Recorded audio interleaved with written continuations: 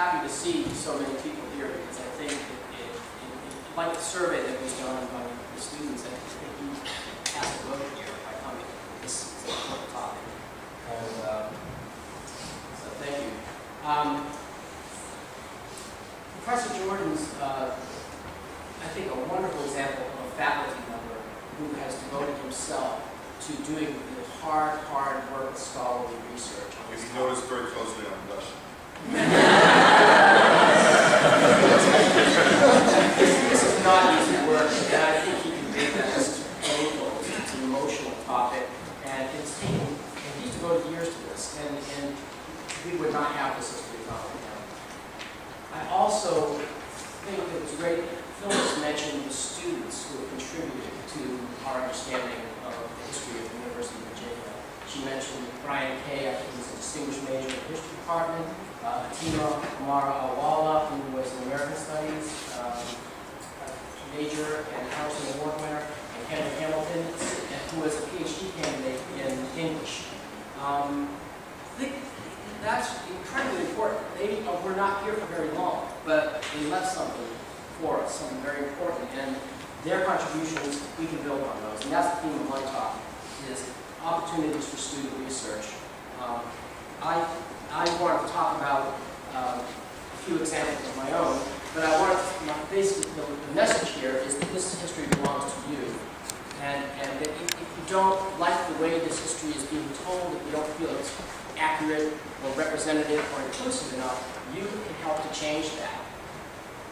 You can help to change that. You can help to rewrite that history based on sound research, using the skills that you are acquiring here at UVA.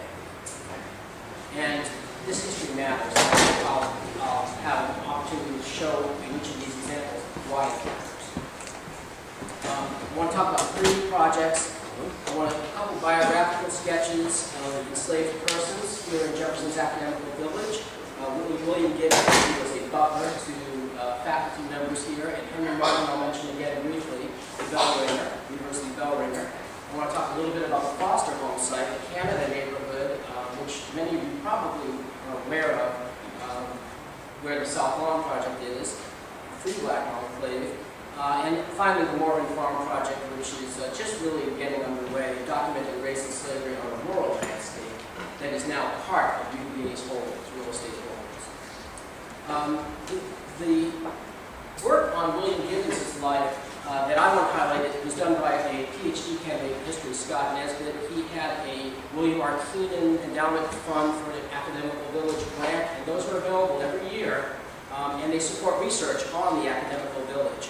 He was interested in telling the story of William Gibbons, who was enslaved and did work at the university as a butler to faculty members, as I'll mention in a minute. And but the point is that his work was not only supported by the university through this grant, it was published and it was given an award. This was an important contribution. William Gibbons was born into slavery in Albemarle County. As I mentioned, he was here at the university. This was a detective story. Scott Nesbitt had to put these pieces together because the history is not being written about William Gibbons. These are references in histories of faculty members, in university minutes. All of the little pieces have to be woven together, and the historian has to make some sense of this and back up the assertions. And to tell, and the important thing here, I think, is this was a story of a man who was not was not employed by the university, but by a faculty member. And this is part of the story as well. There were many people who lived and worked here, enslaved persons, who were not directly employed by the university, but were part of this community. William Gibbons lived in Pavilion 9, and he was, according to family history, was taught to read and write by McGuffey. He was the slave of Dr. Henry Howard, and he was hired out as a butler to William McGuffey of the McGuffey Reader fame. The interesting thing, I think, the reason this history matters as well, is that Gibbons' story is followed into the era of emancipation and beyond. These are lives that did not end with slavery. Gibbons became a very influential person. He was the acting preacher of the First Baptist Colored Church on West Main Street. ordained as a minister. He was actually dismissed because he was not sufficiently radical.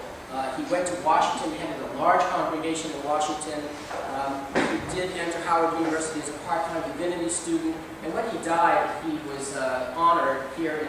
He was honored in D.C. and then also honored here in Charlottesville with a huge funeral, and there's a great giant monument in the city cemetery marking his life. Interestingly, after his death, his daughter, who was a very famous person in her own time, a member of the Fisk Jubilee Singers, traveled the world. She was actually invited to the lawn as a dinner guest by one of the professors at UVA, and she remarked upon the irony of being invited here to UVA at an institution that normally permitted African Americans only to serve. I'll only briefly mention Henry Martin.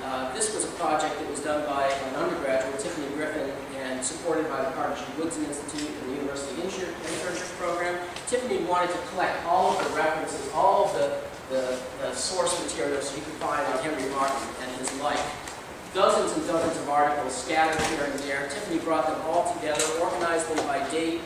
She found every image she could find of Henry Martin and wrote a biographical sketch. These articles have to be read very carefully. They're written from the point of view that Phyllis was talking about, this very sort of white Southern post-emancipation era of the lost cause. And often Henry Martin is a figure who's sort of honored as the faithful servant, very much in the mold of the faithful slave.